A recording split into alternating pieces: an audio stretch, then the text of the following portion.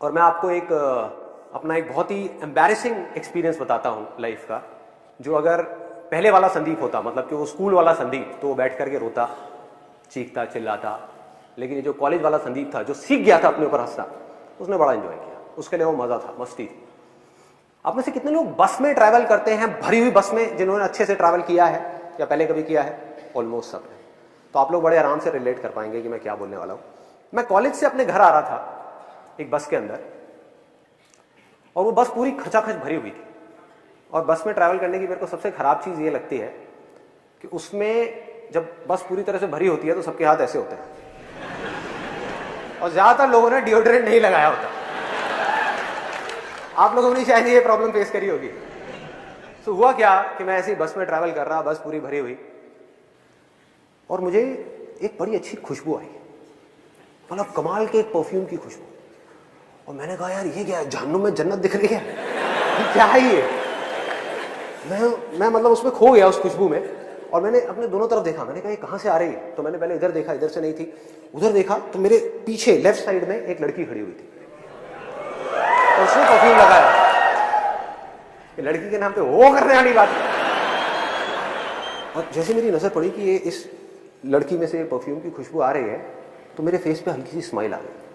और ये स्माइल उस लड़की को देख करके नहीं आई थी, क्योंकि आप लोगों को बैकग्राउंड पता है, उसको नहीं पता था। ये स्माइल आई थी उसके परफ्यूम की वजह से।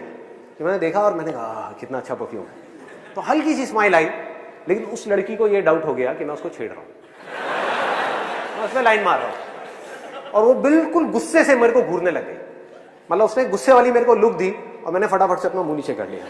मैंने कहा भाई पिटना नहीं है तो मुंह नीचे कर लो, भीड़ यहाँ पे बहुत है, बहुत मारेंगे सब मिल करके। तो मैं अपना आराम से ऐसे ही खड़ा हुआ।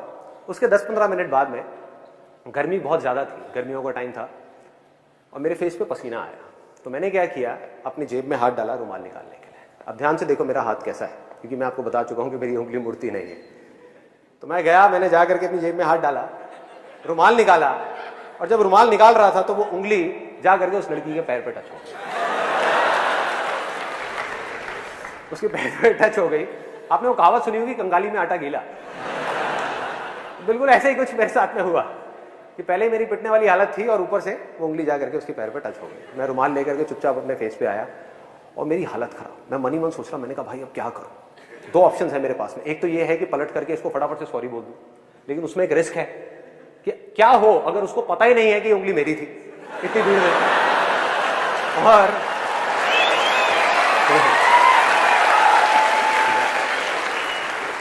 और मैंने बोला तो जबरदस्ती पिटने वाला सीन क्रिएट हो जाएगा। वो कहेगी अच्छा मेरे को उंगली मारी, तूने मारी? तो मैंने कहा भाई, तो मैं दूसरा ऑप्शन मेरे पास में ये था कि मैं चुप रहूं, आराम से देखता रहूं, मुंह नीचे करके ऐसे रिएक्ट करूं जैसे कुछ हुआ ही नहीं है। तो मैं सोच ही रहा था इन दोनों ऑप्शंस में से मैं कौन सा चूज करूं। इतनी देर में मेरे यहाँ पर राइट साइड में पीछे से किसी का हाथ आया, मतलब तगड़ा, जैसे सनी देओल का हाथ है ना, 2.5 किलो का हाथ, वो आया यहाँ पे, थड़ थड़ थड़ ऐसे करके। ओए, पीछे से आवाज आई, ओए। मैंने पीछे पलट करके देखा, और उस लड़की के साथ में एक लड़का खड़ा हुआ था, बॉडी बिल्डर टाइप का। अभी मुझे याद है, उसने ब्लड रेड कलर की टाइट फिट टी शर्ट पहनी हुई थी, और उसके जो डोले थे, मतलब कि उसकी बाइसेप्स, वो ऑलमोस्ट उस टी शर्ट को फाड़ने वाली थी। इतना तगड़ा बंदा वहां पे पीछे खड़ा हुआ था। उसकी हाइट होगी करीबन 6-6.25 फीट। तो मैंने उसको पलट करके देखा, और पलटते ही अब मेरे को समझ ही नहीं आया मैं क्या बोलूं। अब बहुत देर हो चुकी थी, अब सॉरी बोलने वाली स्टेज जा चुकी थी। मैंने कहा हाँ जी। बस मेरा ये बोलने की देर थी, लड़की का गुस्सा और बढ़ गया। कहती हाँ जी, मैं तुझे बताऊं हाँ जी। एक तो मुझे पहले देख करके हंसता है, उसके बाद में टच करता है, और फिर पलट करके कहता है हाँ जी। तो उल्टा पड़ गया मेरे ऊपर, मतलब जैसे ही मैंने उसको बोला। फिर मैंने उसको समझाया, मैंने कहा जी I am very very sorry. अब मैं आपको किस तरीके से समझाऊं? आप देखो ये जो मेरी 2 उंगलियां हैं, आप देखो इन दोनों की शेप्स में आपको साफ फर्क पता लग जाएगा। मेरी जो उंगली है मुड़ती नहीं है, मैंने जानबूझ करके नहीं किया, गलती से हो गया है। तो उसके बाद में उस लड़के ने बड़ा कमाल का डायलॉग बोला, जो उसके साथ में था, मुझे नहीं पता वो उसका क्या था, पर उसने बड़ा सही डायलॉग बोला। कहता ओ हीरो। मैं कहा हाँ जी। और क्या बोलूं? कहा हाँ जी। कहता है मेरा हाथ दिख रहा है, ये भी अगर एक बार पढ़ना शुरू हो जाए ना तो रुकता नहीं है, जैसे तेरी उंगली मुड़ती नहीं है। तो मैंने कहा भाई आज तो तू गया, आज तो पिटाई होनी पक्की है। फिर उसके बाद में मैंने जितनी मैं कोशिश करता चला जा रहा था उतनी ही गड़बड़ होती चली आ रही थी। और ऐसे में गड़बड़ क्या होती है कि यहाँ तक तो ठीक था, मतलब ये जो लड़का था और ये लड़की थी, इसको तो मैं फिर भी किसी तरह से हैंडल कर लेता। लेकिन ऐसे में क्या होता है, जितनी भी भीड़ होती है वो सब लड़की की तरफ हो जाती है। उनको ये लगता है कि सारे लड़के ही बुरे हैं और कोई समझने को तैयार नहीं, मतलब किसी को पता ही नहीं कि हुआ क्या है। और वहां पर पीछे एक मूंछों वाले अंकल खड़े थे, वो बोलते कहते ओए शर्म नहीं आती तेरे को, तू लड़की को छेड़ता है, भरी बस में लड़की को छेड़ रहा है। मैं पलटा, मैंने उनके हाथ जोड़े, मैं कहा अंकल जी आज तक मैंने अपनी गर्लफ्रेंड को नहीं छेड़ा, मैं इनकी गर्लफ्रेंड को क्या छेड़ा। मतलब मैं समझाने की कोशिश कर रहा हूं, मैंने कहा एक बार देखो तो सही, देखो तो सही। कहते गंदे गंदे इशारे करता है, चल साइड हो चल। मतलब कोई भी अपनी वाइफ की फ्रस्ट्रेशन, अपनी जॉब की फ्रस्ट्रेशन आकर के मेरे पे निकाल रहे, आकर के ले ले धक्के धक्के देते देते। तो कब मुझे धक्के पड़े और कब मैं बस के आगे तक पहुंचा, कब कंडक्टर ने बस रोकी और मैं बस से उतरा, मुझे पता ही नहीं लगा।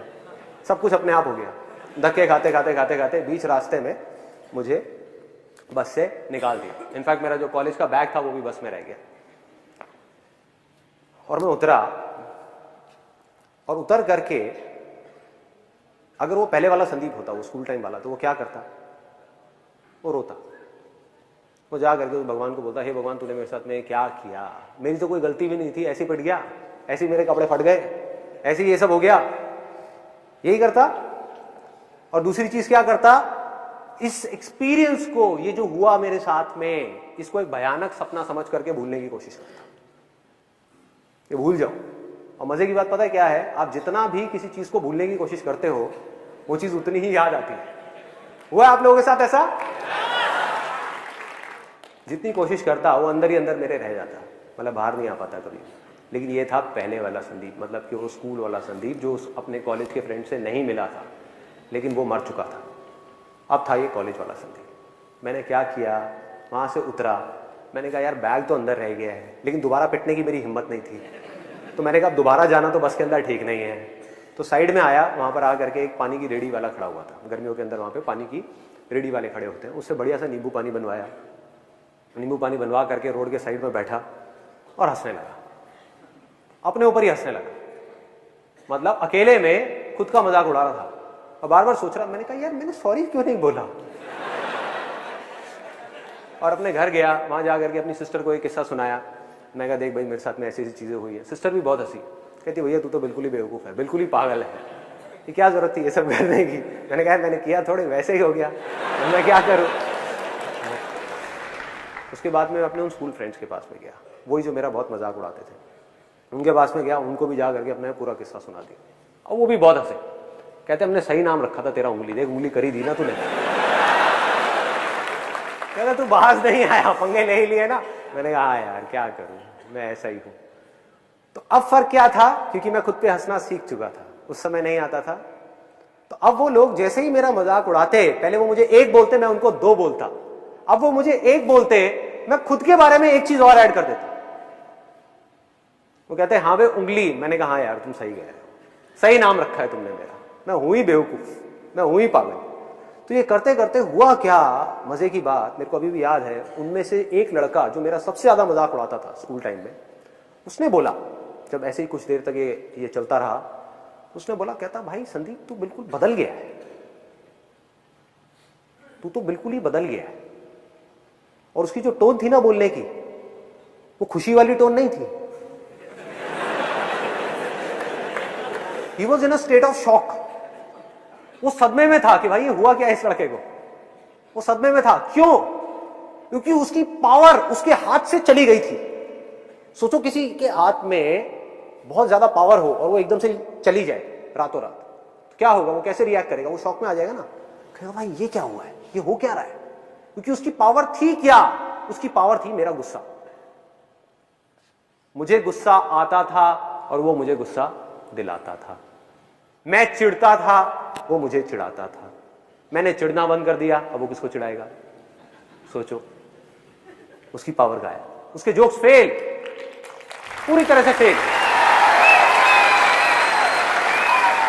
मतलब वो कुछ भी कोशिश करता हो फेल, किसी को हंसी नहीं आती। उसके बाद में जो मैं अपने बारे में बोलता हूं उसमें ज्यादा हंसी आती।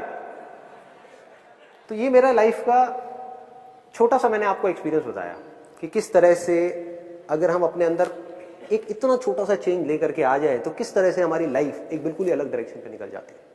सोचो मेरे अंदर का गुस्सा मर गया, फ्रस्ट्रेशन गायब हो गई, दुख गायब हो गया, क्योंकि अब मुझे हंसने के लिए किसी और की जरूरत नहीं थी, टीवी देखने की जरूरत नहीं थी, खुद के ऊपर अकेले में बैठ करके हंस सकता था।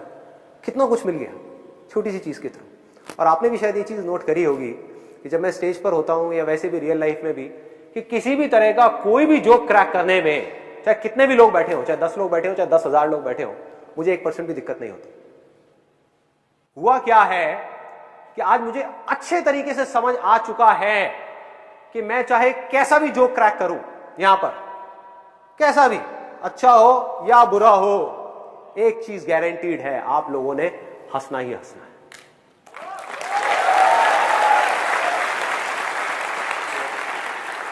हंसना ही हंसना है, गारंटीड हंसना है। और ये मेरा कोई ओवर कॉन्फिडेंस नहीं है जो किसी इमेजिनेशन के ऊपर बेस्ड है, ये मेरा कॉन्फिडेंस है जो रियलिटी के ऊपर बेस्ड है। और मैं बताता हूं कैसे मैं ये बात बोल रहा हूं। मैंने कोई जोक क्रैक किया या कुछ बोला यहां पर आकर के, अगर आपको जोक समझ आ गया तो आप क्या करोगे? हंसोगे, उस जोक के ऊपर ठहाके मार मार के हंसोगे, खुल के हंसोगे। और अगर वो जोक समझ नहीं आया तो क्या होगा? तब भी आप हंसोगे। फर्क ये है कि आप मन ही मन मेरे जोक के ऊपर नहीं, मुझ पर हंसोगे। कि कितना बेवकूफ आदमी है, ये तो पागल है बिल्कुल ही। मन ही मन आप हंसे ना, तो हुआ वो जो मैं चाहता था। मेरा मकसद क्या था? मेरा मकसद क्या था? ये नहीं था कि आप मेरे जोक के ऊपर हंसो, ये था कि आपकी जिंदगी में थोड़ी सी खुशी आ जाए, बस। अब इससे क्या फर्क पड़ता है कि आप मेरे जोक के ऊपर हंसो या मुझ पर हंसो? क्या फर्क पड़ता है? हाँ, या मेरी बेवकूफियों पे हंसो, या मेरे फेलियर्स पे हंसो, या मेरी वीकनेसेस पे हंसो। होता क्या है, जब हम धीरे धीरे इस रास्ते पे चलते हैं तो वो दिन दूर नहीं है जब सिर्फ हम अपनी छोटी छोटी वीकनेसेस का मजाक नहीं उड़ाते, बल्कि बड़े से बड़े फेलियर का भी मजाक उड़ा सकते हैं। बड़े से बड़े फेलियर का सोचो, ये क्या है?